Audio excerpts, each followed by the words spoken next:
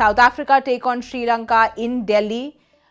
It's going to be an interesting game. Both these teams, DK, coming in with a whole lot of injuries into the team.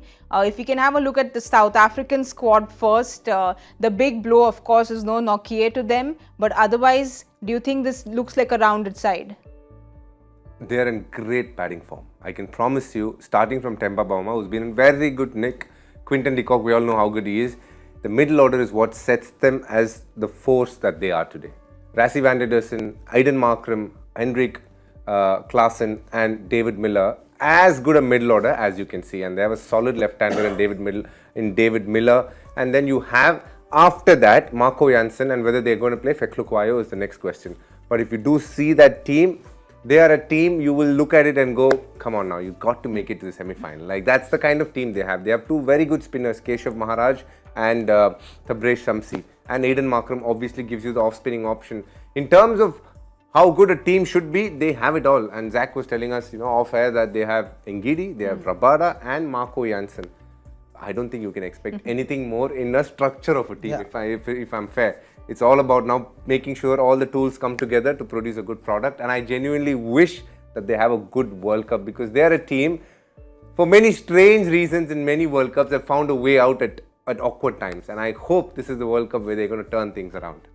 Zach, they're coming in with great confidence, because that series against Australia, they won 3-2. They were down to 0-2. I feel from there they went and won 3-2. They're coming in with confidence. Klaasen is someone that you had in your list of players to watch out for, if I'm not wrong. So he's going to be a key, you feel, for South Africa.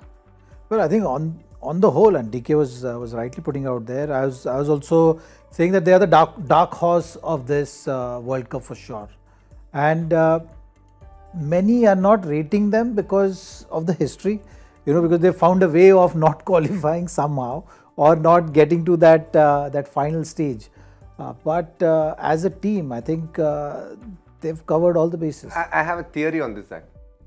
If you take the number of matches each team has played, in terms of the volume of matches each player has played for each team, the most experienced team is India. And the top 5 are India, Australia, the likes. In the bottom 5 is where South Africa and Sri Lanka are. The least experienced team, interestingly, is not even Netherlands, it's Pakistan. In the bottom 5 is where South Africa and Sri Lanka are. And I think that's a good thing for South Africa, because if at all they need something, it is not to have players from the scars that they've had in the previous edition. So because they could be having as many as 7 World Cup debutants tomorrow, I hope that they are on the path for something special, because they don't have the baggage that a lot of other players could have had, and hence I feel that it's a positive. It could be a negative for Sri Lanka because they genuinely lack the experience with the team, and I feel that's why they're going to struggle a lot. But with South Africa, I feel it could be a blessing in disguise. It's a theory again. I mean, we have to wait and watch. That's a good theory. Thank you. Yeah, I mean, no, honestly, because when you're looking at South African team, they've been getting to that stage, but not really crossing the hurdle, the final hurdle. They've been doing well in World Cups. It's not that they've not been doing well. The previous World Cup was one to forget. But other than that, you look at 92 World Cup, they've had a good run.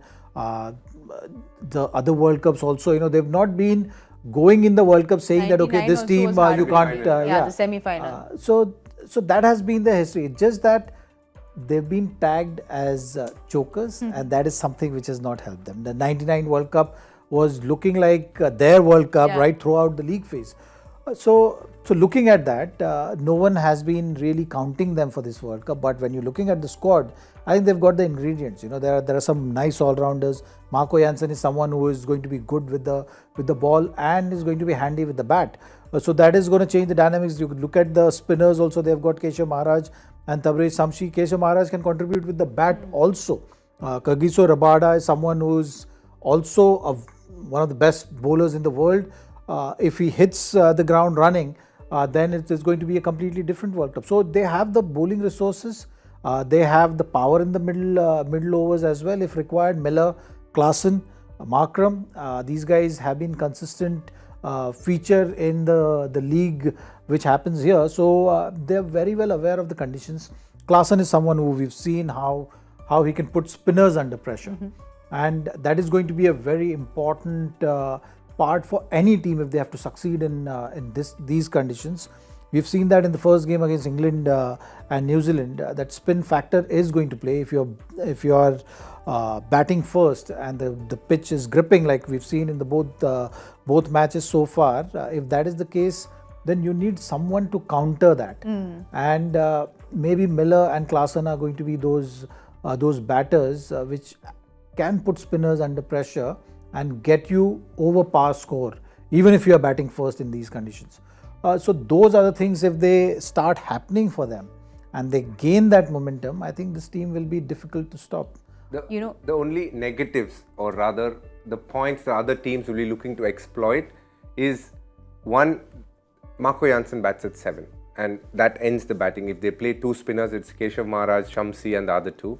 Or the other one would obviously be the fact that they haven't played in these conditions, a lot of the new guys. That will be one area, and Rabada's form a little bit. He's not been great off late in terms of form, but come at the hour, we're just hoping that Rabada is the guy who can take this team across. Why I'm smiling, it almost feels like we're doing our pre-show for tomorrow, because we are so passionate about the South African team, but surprisingly they were not in your top 4 when we did that. Yeah, but I did mention they are my dark horse. You said dark horse. You said dark horse. Very passionately speaking about the South African team, like you said that the positive is they will not be carrying the baggage. Someone who's carrying a lot of baggage, I feel, is Sri Lanka. They've come from that 50 all out in the Asia Cup. They're coming into the World Cup with a whole lot of injuries. The big news today that Theekshana is not going to be fit either. There's no Hasaranga. So DK, a lot of problems there for Sri Lanka with just the injuries. That's been their biggest Achilles heel, losing Hasaranga, losing Chamira, and now they've lost Theekshana for the first couple of games maybe. So that's a big issue for them. Again, for them, the structure of the 11 is a bit of an issue. They have the one spinner, Villalage. In Delhi, you might need 2, and the other bowler didn't really confident enough to start the World Cup game, which was Dushan Hemanta. So that is an issue for them. They have Pathirana and they have Madhu Shankar, who will be the new ball bowlers. Whether they go for the extra fast bowler, the spinner is the only question. Otherwise, the 11 is pretty much structured. All they need to see is whether that bowler they have confidence with, or are they going to go for an extra fast bowler, which will mean they play with 4 fast bowlers. That's the only call they need to take. Zach, big concern again, injury concerns for Sri Lanka, because he said yes, the 11 is pretty much, we know what it's going to be, but with just new injuries coming in, it almost feels like, okay, now who's going to fit in? Yeah, I mean, that was the case right throughout the Asia Cup as well. We were hoping that maybe Wanindo Hasaranga comes back, Chamira comes back, and Theekshana is also fit. Then this team would have looked different for sure.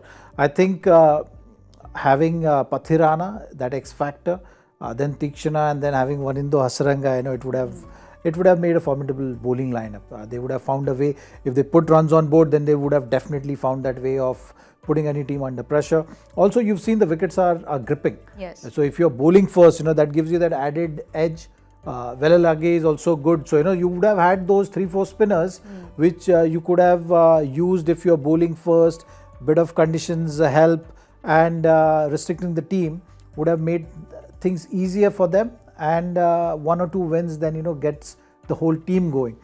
You're overall happy looking at Sri Lanka from where they were a couple of years back maybe to where they are right now, but missing these players is not going to help their cause.